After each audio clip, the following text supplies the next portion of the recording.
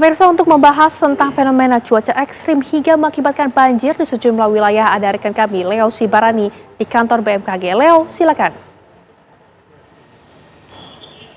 Ya, Rehana, Putri, dan juga pemirsa, tingginya curah hujan ataupun intensitas hujan yang terjadi di beberapa waktu lalu, bahkan ini mengakibatkan sejumlah wilayah di Jakarta sampai saat ini masih terendam banjir. Dan bahkan informasi terakhir, saya melaporkan langsung dari wilayah Tangerang khususnya, ketinggian air ini masih mencapai 80 cm. Dan untuk mengetahui Rehana dan juga pemirsa serta Putri, bagaimana terkait dengan cuaca, dan saat ini saya sudah berada di BMKG untuk mengetahui bagaimana nih prediksi cuaca yang akan terjadi sepekan ke depan. Karena informasinya aja, Rehana dan juga pemirsa, bagaimana juga BMKG ini juga mengeluarkan peringatan terkait dengan waspada terkait dengan cuaca ekstrem yang akan terjadi sepekan ke depan. Sudah bersama kami di sini ada Ibu Ida Pramuwardani selaku Ketua Tim Prediksi dan juga Peringatan Dini Cuaca BMKG. Assalamualaikum, selamat siang Ibu. Selamat siang. Oke, Ibu, ini kan kita melihat bagaimana cuaca ekstrem yang terjadi belakangan ini dan juga BMKG sudah mengeluarkan peringatan waspada terkait dengan cuaca ekstrem ini.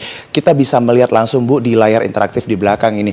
Nah, jika kita melihat Bu di belakang ini seperti apa Bu? Bisa dijelaskan kepada pemirsa? Iya, baik, terima kasih. Untuk saat ini kita lihat bahwa konsentrasi awan dan juga potensi turunnya hujan ada di sekitar Sumatera bagian selatan. Kemudian kita lihat di Kalimantan bagian selatan, kemudian juga di wilayah Maluku, kemudian juga di Papua. Dan ini juga untuk prediksi sampai dengan seminggu ke depan, karena beberapa hari lalu juga konsentrasi ada di wilayah barat, diprediksi sampai dengan minggu ke depan akan bergeser ke arah tengah dan timur, sehingga masyarakat yang ada di wilayah Indonesia bagian tengah seperti misalnya di wilayah Nusa Tenggara, Sulawesi bagian selatan, kemudian juga bergeser ke arah timur seperti di Maluku dan juga Papua, perlu juga waspada sampai dengan seminggu ke depan akan potensi curah hujan yang tinggi. Oke, Ibu, ini kita menarik sekali jika kita melihat di bagian wilayah Jawa ataupun Jakarta khususnya Ibu ya. Ini kenapa Bu tidak ada curah hujan ataupun indeks bahwasannya ini akan terjadi intensitas curah hujan? Apakah ini akan ada modifikasi cuaca? Karena informasinya melakukan modifikasi cuaca, bisa dikasih tahu juga Ibu? Ya, baik.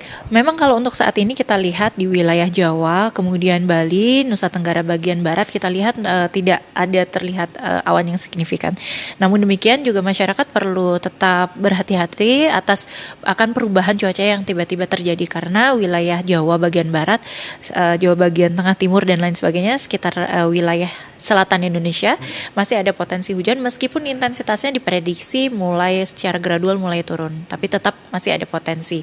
Dan untuk modifikasi cuaca sendiri, sejak tanggal 7 kemarin, khusus untuk wilayah Jakarta dan sekitarnya, BMKG bekerja sama dengan pemerintah daerah juga sudah melakukan operasi modifikasi cuaca yang akan berlangsung sampai dengan tanggal 11. Nanti tetap dievaluasi kembali apakah perlu adanya perpanjangan, mengingat kondisi cuaca masih cukup labil. Tetap kita tetap monitor. Oke. Artinya modifikasi cuaca yang dilakukan ini itu dimonitor terkait dengan cuaca ekstrim yang terjadi di beberapa belakangan hari ini yang mengakibatkan sejumlah wilayah di Jakarta ini terdampak banjir.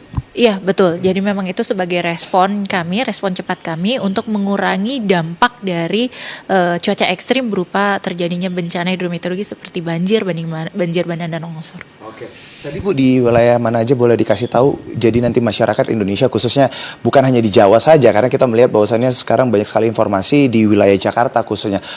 Jadi untuk wilayah mana saja Bu yang di bagian Indonesia yang perlu diperhatikan untuk tingginya intensitas curah hujan yang akan terjadi sepekan ke depan? Ya, sampai dengan sepekan ke depan yang perlu diperhatikan, karena sekarang sudah mulai bergeser ke arah tengah, intensitas hujannya yang cukup perlu diwaspadai adalah wilayah Sulawesi bagian selatan, Maluku, ini juga Maluku bagian utara dan selatan ini juga perlu diperhatikan, karena kalau kita lihat di sini Maluku utara, kemudian juga selatan ini banyak sekali pertumbuhan awan yang tinggi dan juga luas.